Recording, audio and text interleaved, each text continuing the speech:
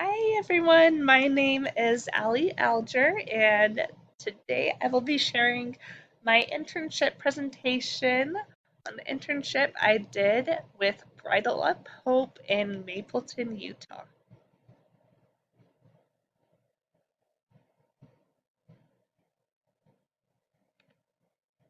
So before I get started, I'd like to share a little bit about what Bridle Up Hope is. So Bridle Up Hope was founded by the Covey family.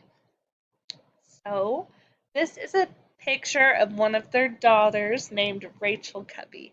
Rachel, in this picture, is riding her horse Tarzan, who she competed on in endurance races, among other things. Rachel always loved horses and spent a lot of time around them. She'd take her friends out riding and said that this is what helped her to find her voice.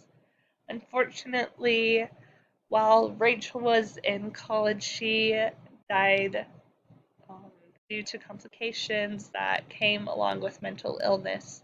Of course, her family was heartbroken by this, and they wanted to find something that they could do to help make a difference in the lives of girls and women that were struggling. So they decided that they were going to found a Bridle Up Hope. After quite a few of Rachel's friends came up to them during her funeral and talked about how much Rachel blessed them through horses. So the Coveys combined the 7 habits for highly effective people along with horseback riding lessons to help encourage girls.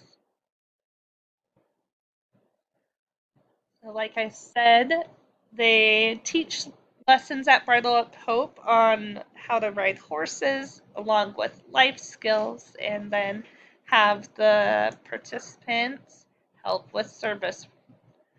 So what I did in order to prepare for this internship was I've been writing for most of my life, and so that was very helpful. I also worked at BYU Idaho's ropes course, and so I learned how to facilitate experiential learning, which is something we do a lot of, and I'm also really passionate about helping others find their voice, find what helps motivate them, and I really like to see what helps everyone find purpose in their lives.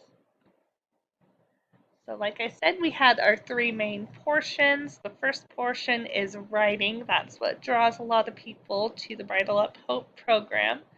So, at Bridle Up Hope, you will learn to ride a horse and learn natural horsemanship through 14 one-hour lessons. You will be getting back to nature and soothing your soul in a saddle. Prior experience with horses is not required. This way, your horse will become your best friend. Our girl participants, so 18 and younger, participate in a 14-week program of 1.5-hour lessons, and then our women participate in a 7-week program and have longer lessons. Along with these writing lessons, you are learning about some life skills. So you will learn the 7 habits for equestrians and apply these habits to your personal life. You will learn about self-awareness, relationship building, and self-renewal through equestrian and other activities such as mindfulness, yoga, art, and cooking. So, along with your writing lessons, you have the opportunity to attend classes. Like it said, there might be yoga, art, cooking, mindfulness, self defense. We have all sorts of classes that participants can attend and earn hours towards free lessons after the program's over. Part of the cool thing about Bridle Up Hope is that participants come for the duration of their program, but for every hour of class or service they attend, that's free. After 10 hours of those classes or service, they earn free lessons for the rest of their life. So, with service, you give back by serving at least 1 hour each week. This entails feeding the horses, cleaning the stalls, and caring for the horses. After the 14-week experience, for every 10 hours of service, you earn a free writing lesson. So you can continue serving and earning lessons forever, just like we talked about. So, with the writing lessons, like I talked about, they are private one on one lessons with the same instructor and participant for each lesson. 14 weeks for the girls, 7 weeks for the woman. And that time they learn how to ride and learn how to help apply those habits, because at the beginning of each lesson you start in the classroom by doing a one-on-one learning session about the habit that you are working on that week. So, with the 7 habits for effective equestrians, we start with the first 3, which we consider to be the private victory.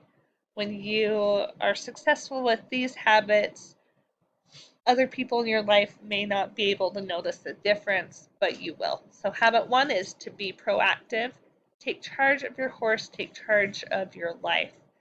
In order to make a change in your life, you need to take action. So, that's what habit 1 is about. Habit 2 is begin with the end in mind. Have a plan for your ride and have a plan for your life.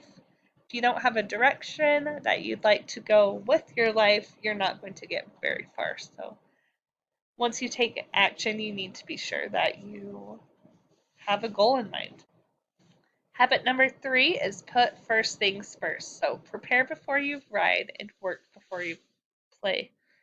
Before you can get on your horse and start riding, you have to prepare yourself, prepare your horse, and do everything that's necessary before you can get to the riding or the play.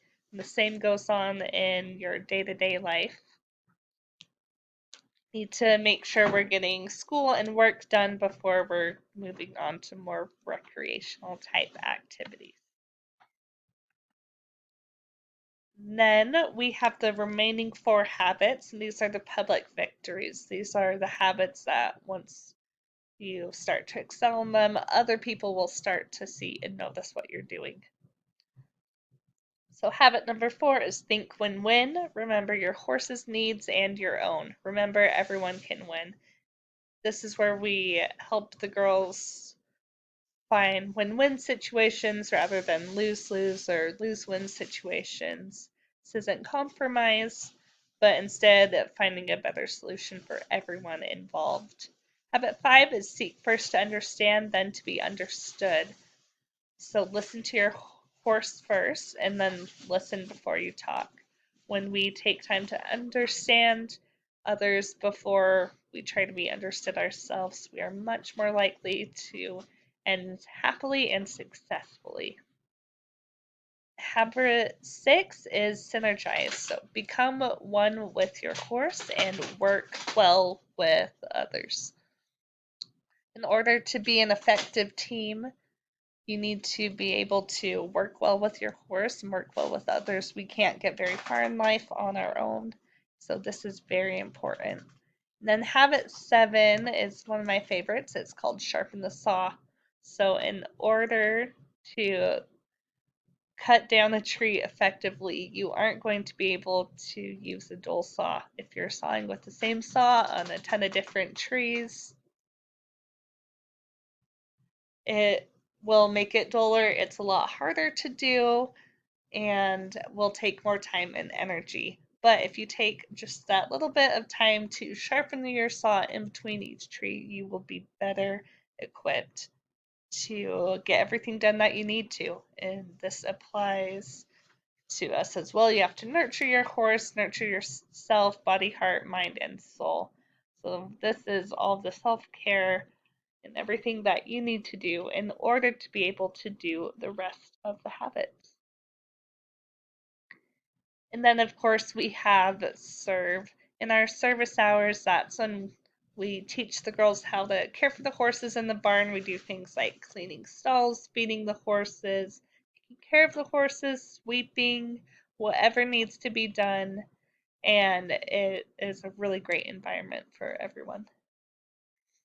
So, what coursework helped prepare me for this internship? 2 classes that I thought played a big role for me were the family relations class because um, our main goal, of course, is helping our participants, but we've seen that when you help your participants and get their frame of mind in the right place and improve their self-confidence, that their families overall improve as well. And then we also do family education sessions so that the whole family can come and learn rather than just focusing on the participant. We get the parents involved, and everything works a lot better when that's able to happen. I also really enjoyed going back over my child development class, specifically with the cognitive and psychosocial development of adolescents. We do work with a lot of adolescents, and knowing more about their development helps us to be able to meet them where they are and help them to be able to see in what areas they can improve and how best they can grow.